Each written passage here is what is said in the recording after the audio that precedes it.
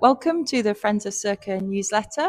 Today we're going to chat to Caroline Armstrong, the Circa's General Manager, who's very busy but has given us some time today.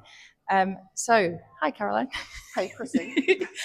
First question, could you tell us a bit about your background and your relationship with Circa Theatre sort of prior to starting at Circa, I guess? Sure. So I'm originally from Gisborne and grew up there with 5 brothers and sisters, and then moved to Wellington when I was 17. Oh, that's a long time ago. And I was a violinist, a classical musician, and moved here to work with the Symphony Orchestra training group. So spent 2 years full-time playing the violin and performing, and then during that time met my husband, Dave Armstrong, across the room at National Youth Orchestra. Oh, romantic. He was in the brass section and I was in the second violins. And then after meeting him, became really involved in theatre purely through knowing him. And he was writing a lot of political satire and doing a lot of sort of election shows and political stuff, usually in pubs and bars, and didn't know how to sell tickets or run anything. So I just kind of leaped into doing that, and then got a job while I was at university studying music and English lit.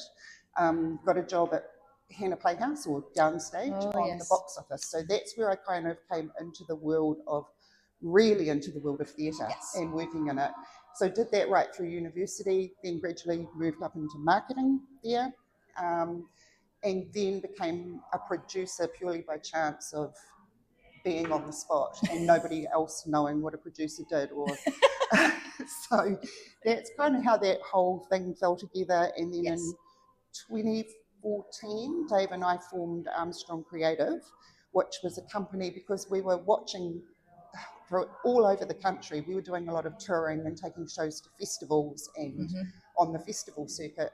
But we watched a lot of work that was only happening once. Yeah. So there was all this time and effort and love and energy going into a season of a show, and it would happen once and then it would disappear. So we kind of set up Armstrong Creative as to support work to have a longer life.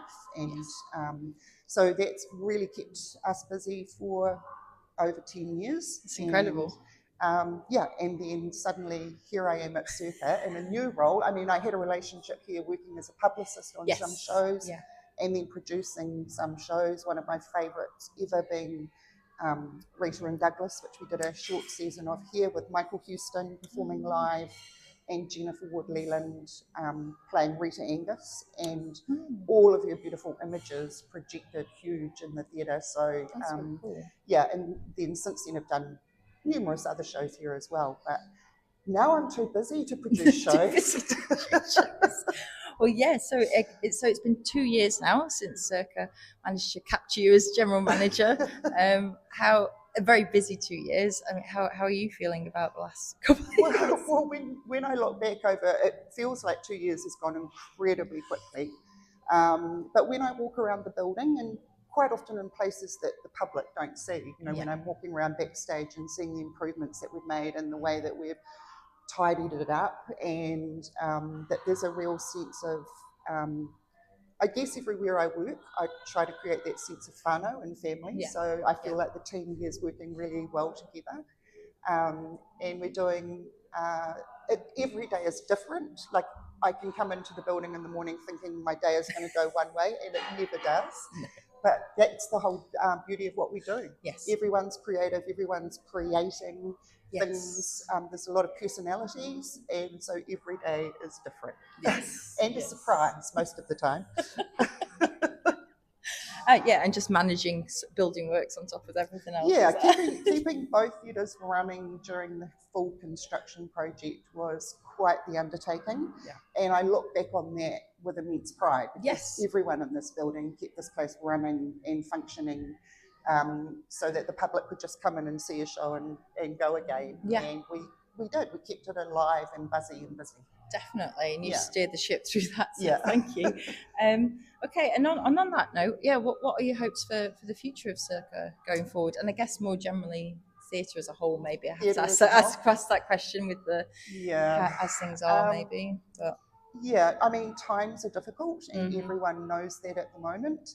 And in Wellington, I think it's really precarious. We're losing venues, we're losing lots of our young people. Yeah. And I always think that in any work, like in any theatre piece or any artistic work,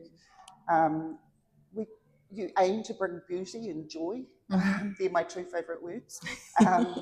And I think that everybody needs beauty and joy in their life, be they a child at a school or a retired person.